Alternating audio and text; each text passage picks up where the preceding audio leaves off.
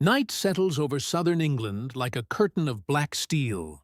The year is 1941. The Blitz still haunts the skies. Airfields sleep in darkness. Until the radar alarm begins to scream.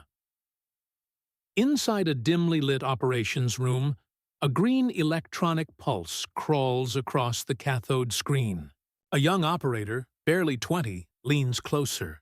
A formation, approaching fast. He calls it in. Intruders, German bombers, crossing the channel at altitude.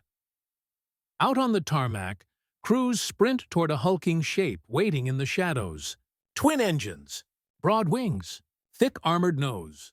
The Bristol Beaufighter, a machine some critics mocked as too slow, too heavy, too experimental to hunt in the night. The ground crew pulls chocks. The propellers bite into the cold winter air. The fuselage vibrates under the raw force of two Bristol Hercules radial engines roaring awake. Pilots close their canopies. Radar sets flicker to life. A mission without moonlight. A hunt without mercy. Above the English coast, enemy bombers continue forward, unaware that a new predator has risen to meet them. Because tonight, in the summer of 1940, Britain survived one of the fiercest aerial onslaughts in history. The Battle of Britain had proven that the Royal Air Force could defend the daylight sky, thanks to Hurricanes and Spitfires that hunted the Luftwaffe with agility and speed. But when the sun went down, everything changed. By September 1940, Hitler shifted his strategy. If daylight attacks failed to break the nation's resolve, then the night would become his greatest ally. Cities from London to Coventry were plunged into chaos. Flames illuminated neighborhoods once filled with families. Thousands were killed in the dark, where alarms and explosions ruled sleep. The RAF knew how to fight under the sun. At night, they were nearly blind. Early night fighters were simply Hurricanes and Spitfires redirected after dusk. But sleek daylight interceptors became clumsy hunters in thick blackness. Their pilots strained their eyes against shadows and clouds. Spotlights and sound locators tried to guide them upward, but by the time they found a bomber, the bombs had already fallen. The British radar system, Chain Home, had helped win the daytime battle. But it was designed to detect incoming aircraft, not to guide fighters onto them in the darkness above cities. Tracking the enemy was one thing. Finding and killing them inside night's chaos was another. Air defense became a desperate game. Ground spotters, tracer fire, searchlights slicing through smoke and dust. Yet, German bombers slipped between these beams like ghosts. In late 1940, the RAF recorded interception rates so low they were almost meaningless. Dozens of fighters might take off to chase a radar blip. But only one or two made visual contact, and fewer still could line up a clean shot. Britain needed a new kind of defender, a machine that carried its own eyes, electronic ones. A machine that could stalk the enemy silently in the night, approach without being seen, and unleash a crippling strike within seconds. Airborne intercept radar was the breakthrough. For the first time, a fighter could detect an enemy in darkness from its own cockpit. But radar alone wasn't enough. The aircraft that carried it needed endurance, stability, and firepower big enough to tear through armored German bombs like the Heinkel, He-111, and Dornier Du-17. Light single-engine fighters were too cramped to hold the equipment, and the extra crewman needed to operate it. The search began for a night hunter that could bring radar and weapons together in one lethal package. That search would soon lead the RAF to a new aircraft, a design born not in the sky of fighters, but in the workshop of a bomber. The answer to Britain's night-fighting crisis didn't come from a new fighter blueprint. It came from an existing bomber. The Bristol Aeroplane Company had developed the Beaufort, a twin-engine torpedo bomber used by Coastal Command.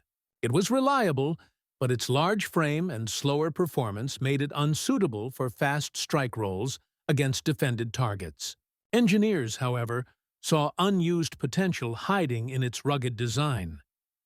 The concept was bold. Strip out the bombardier's space, shorten the nose, strengthen the front fuselage, and fit it with the heaviest armament ever carried by a British fighter. Two massive Bristol Hercules radial engines supplied the power needed to lift both steel and electronics into the sky. What emerged was a machine far different from its predecessor. It wasn't sleek. It wasn't graceful. It was a predator built around firepower. Initial reactions inside the RAF were cautious, even doubtful. Pilots used to the nimble Spitfire joked that the Beaufighter looked more like a paralyzed shark than a fighter aircraft. Ground crews noted its weight as it sagged slightly on its landing gear. Critics argued that a heavy interceptor would never catch a fast bomber in the dark. But the design team at Filton kept refining. They installed the revolutionary Airborne Interception Radar, a bulky but powerful device that filled the nose and required a second crewman to operate. What seemed a limitation became a strength. Two sets of eyes, one on targets, one on instruments. Then came the real transformation. Firepower. The Beaufighter's nose housed four Hispano-Suiza 20mm cannons, capable of tearing through engines, fuel tanks, and wing spars in a single burst. Supplemented by 6 303 machine guns in the wings, its forward-facing punch was unlike anything a British fighter had carried before.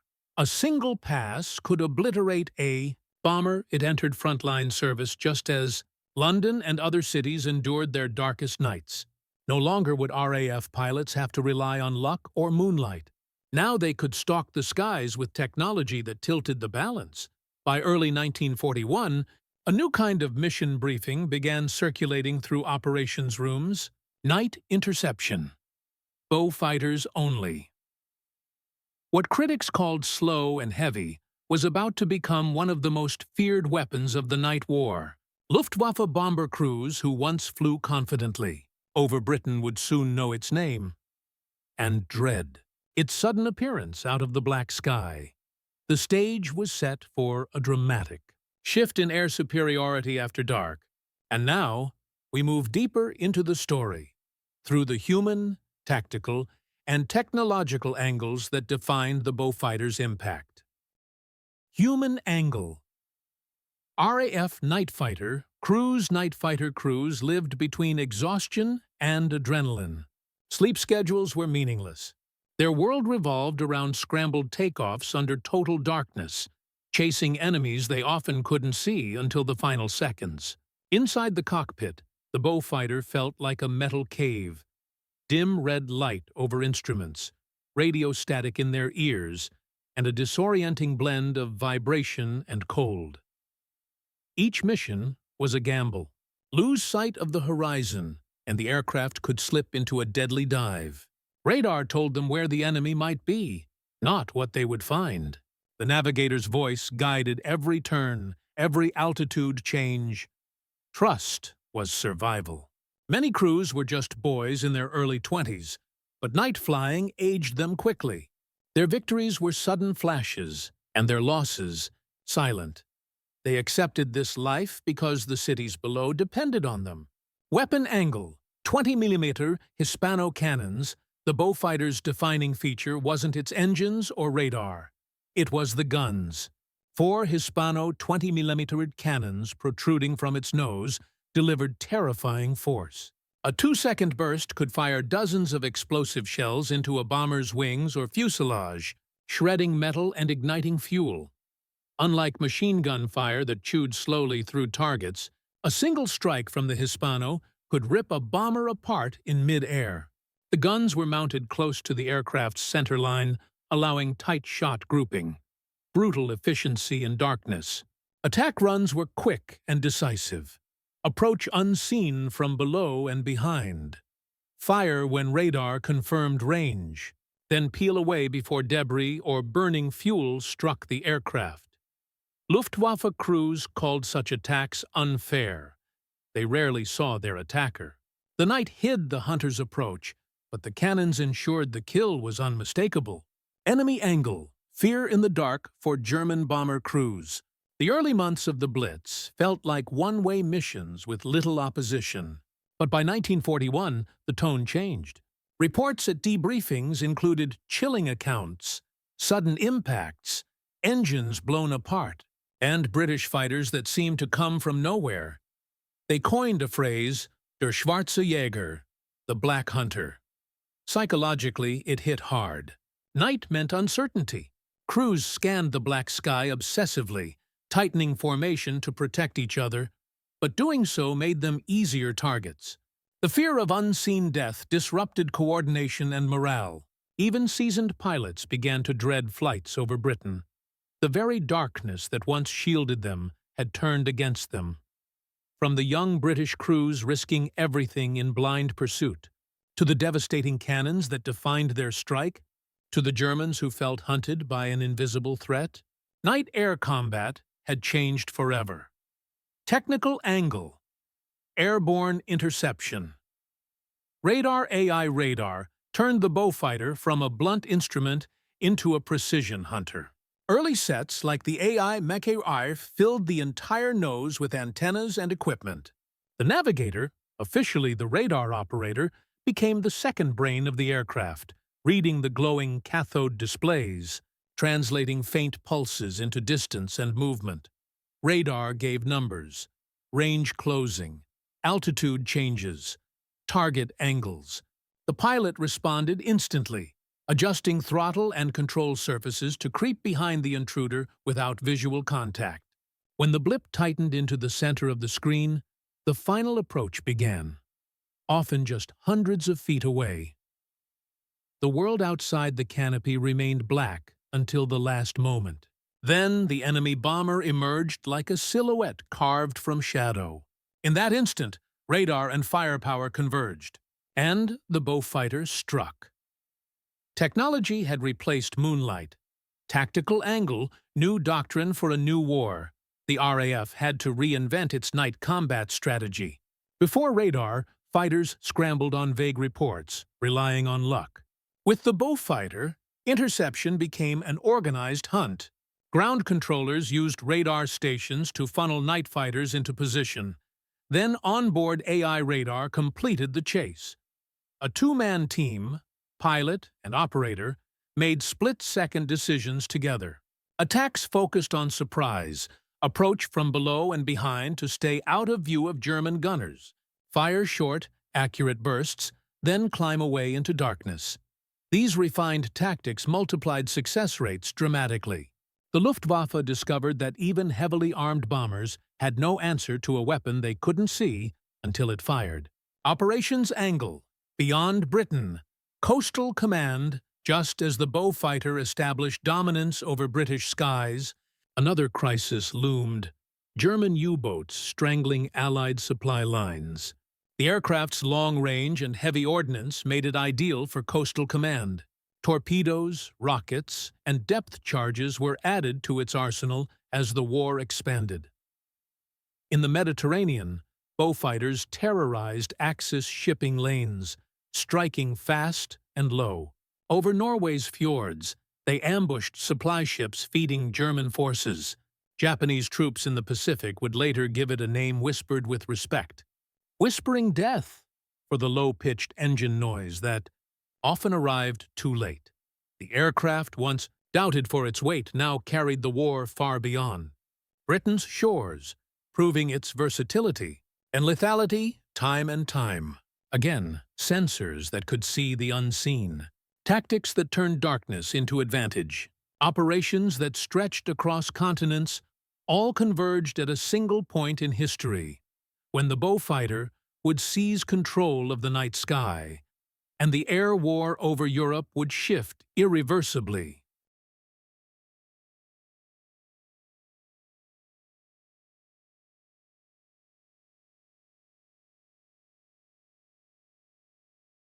By late 1941, the Bristol Beaufighter had fully taken its place in the RAF's night defense network. Bomber Command continued its own strategic operations, but the dark skies over Britain now held a new and deadly guardian. At first, Luftwaffe pilots were slow to recognize the threat. A missing bomber here, a damaged crew there. Losses could be explained away as accidents or friendly fire. But as the months rolled on, entire formations began disappearing from return lists. Staffel commanders noticed the trend. More missions launched than completed, more seasoned airmen failing to come home. Night after night, Beaufighters lifted into the black. Radar stations tracked German bomber streams as they crossed the coast. Controllers vectored the night fighters into converging paths, and high above sleeping cities, the hunts played out silently. Stealth was the Beaufighter's greatest weapon. German crews watched for searchlights, tracer fire, anything that signaled danger. But the true threat approached from below.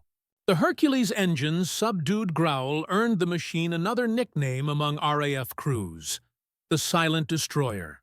By the time the bomber's tail gunner glimpsed a shadow or heard the engine's low rumble, 4 20mm cannons were already spitting fire. In February 1942 alone, night fighters destroyed more than 50 Luftwaffe bombers. Those confirmed kills represented a catastrophic blow to an enemy that once flew the night freely. The psychological shift was immediate. German crews became hesitant, jittery. Tight formations were maintained to bolster morale, but they only increased the Beaufighters' killing efficiency. In the brief seconds between contact and destruction, the bomber pilots seldom even saw the fighter that killed them. Reports from survivors spoke of explosions out of darkness, wings torn away, engines suddenly engulfed in fire. Intelligence intercepted panicked German communications describing Jäger ohne Geräusch, fighters without sound. The RAF finally had the advantage. Cities once ravaged by nightly terror now watched as more bombers fell short of their targets. The Blitz began to fail, not because Germany lacked the will to continue, but because Britain had found a hunter fit for the night. Behind every statistic was a story. A twin-engine Predator rising from a dark runway, stalking a target invisible to the human eye, striking with brutal efficiency, and then melting back into the night. For the first time since the war began, German crews feared the night sky more than the daylight battles. What Luftwaffe command once called a safe route had turned into a gauntlet of death. But the Beaufighters' campaign was only beginning. Its power was about to expand far beyond Britain, across seas, continents, and entire theaters of war. With the night skies over Britain increasingly secured, High Command recognized the Beaufighters' true potential. It was not confined to defense. Its range, payload, and rugged build made it an offensive weapon capable of striking far from home. The Mediterranean came first. Convoys supplying Rommel's Afrika Korps moved through coastal waters under cover of darkness. The Beaufighter hunted them relentlessly. Flying low and fast, it launched rockets and cannon bursts into ship hulls, tearing open steel and igniting fuel. The Luftwaffe's transport lifeline began to bleed.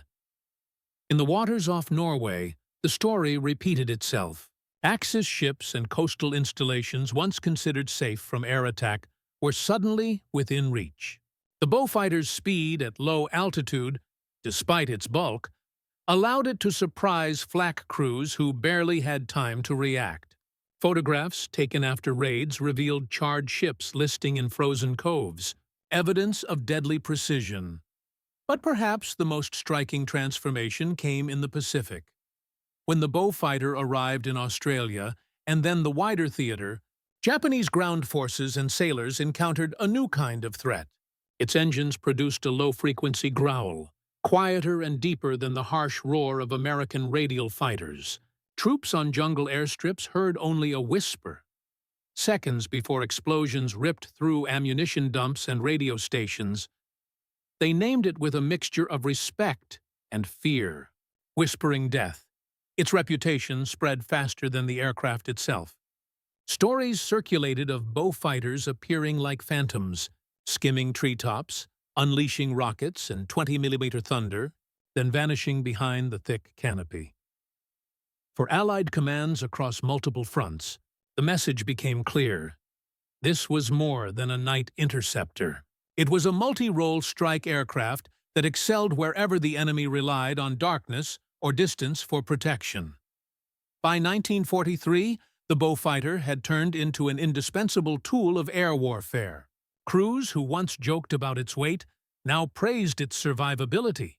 Its thick armor and twin engines often brought them home even after absorbing brutal damage. It became the first choice for missions where failure meant not just defeat, but disappearance. More than 5,900 Beaufighters were built throughout the war, each one a symbol of an evolving strategy. Control the dark, strike unseen, and never allow the enemy a safe moment. The weapon Britain created, desperation had transformed into a cornerstone of Allied power projection.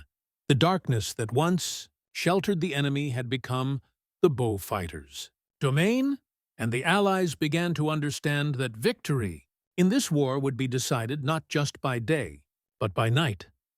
Now, the only question became, what would follow the reign of the Night Hunter? By the end of 1942, the effect of the Beaufighter was undeniable. Luftwaffe bombers that once roamed freely after dusk now faced staggering risks with every mission. The shift could be measured in cold numbers. Numbers that revealed a German strategy, collapsing in the dark. RAF records showed that night fighter interceptions skyrocketed once the Beaufighter entered full service. Confirmed kills multiplied month by month. The once lopsided casualty ratio began to flip in Britain's favor. German aircraft, like the Heinkel, He-111 and Junkers Ju-88, suffered heavy losses. Veteran crews, already stretched thin from years of combat, became even harder to replace. The Luftwaffe changed tactics out of necessity. Smaller formations, more evasive routing, greater altitude changes during approach. But the Beaufighter adapted alongside them. Radar improved rapidly too. The AI Mach 4 gave way to newer sets such as AI Mach 6, which used centimetric wavelengths for clearer target acquisition and resistance to jamming. Every technological leap widened the hunter's advantage. The Beaufighter's guns also evolved. While the four nose-mounted Hispano cannons remained the centerpiece of its firepower, strike versions added 8 rockets beneath the wings, enough to cripple shipping with a single pass. Night fighters soon carried improved airborne radar, flame damper exhausts, and better cockpit instruments optimized for low-light operations. By 1943, the Beaufighter had proven a concept that would define the remainder of the air war. Radar-guided interception and precision strike under total darkness. The Luftwaffe's night offensive faded rapidly. Germany shifted bombers to the Eastern Front and focused resources on defense against the growing American bombing campaign. What once seemed a path to forcing British surrender, the nighttime terror of the Blitz, had been choked off by a fighter, many once considered too heavy to succeed. It was not speed or elegance that reshaped the night skies. It was power, endurance, and innovation forced by desperation. Yet even in triumph, the Beaufighter's greatest contributions were just beginning to be understood. Changes in radar and weapons inspired a new generation of airframes, lighter, faster, more efficient, that would soon take its place at the forefront of night warfare.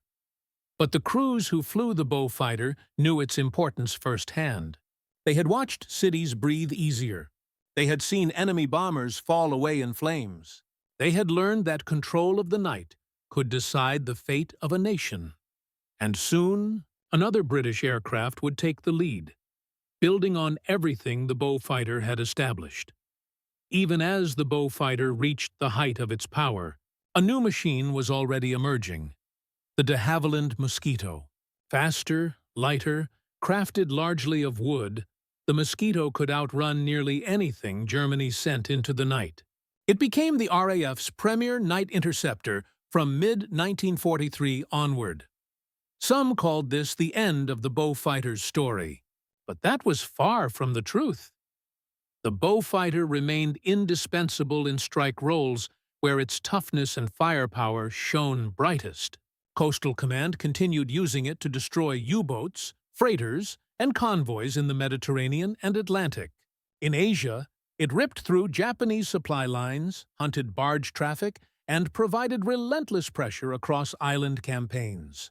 Allied pilots trusted its armor and twin engines to bring them home through withering fire. Survival mattered, and Beaufighter crews loved their aircraft for it. Many veterans later spoke of the strange duality of their missions, extraordinary violence delivered in moments they scarcely saw. One radar operator described the night battles as fighting ghosts until they burst into flames. Another recalled how most victories came with no cheers, only relief, proof that the enemy bomber would never reach the sleeping city below. The aircraft forged deep bonds between pilot and navigator.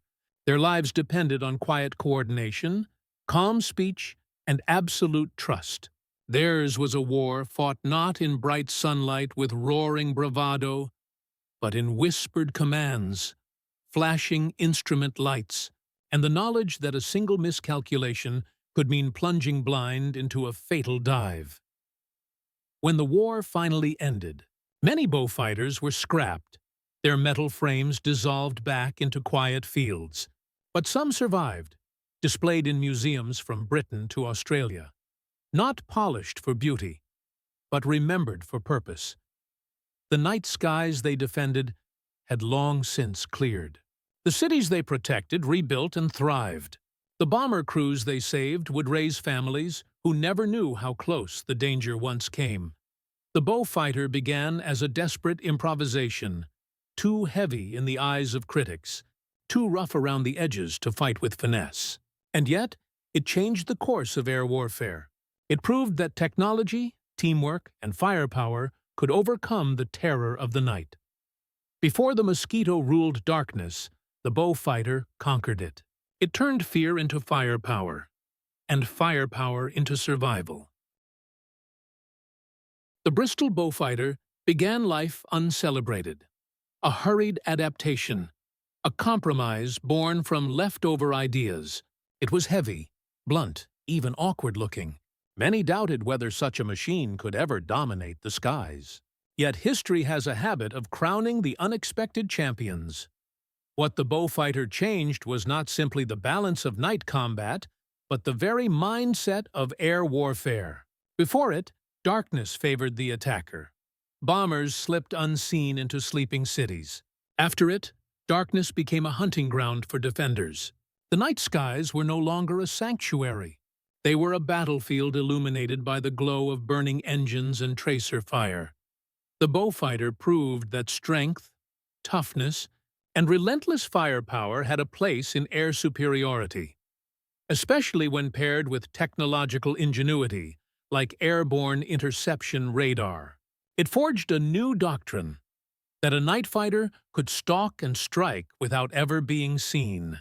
It validated the idea that heavy aircraft, properly equipped, could become predators rather than prey. Most of all, the memory of the Beaufighter lives in the men who piloted it. Young crews flying into a void where danger was invisible and death silent. The aircraft became their shield and their sword, a comforting rumble beneath their boots, and a roar of vengeance against those who brought war to the innocent below. Once doubted, then feared, a shadow with teeth. The Bristol Beaufighter did not simply defend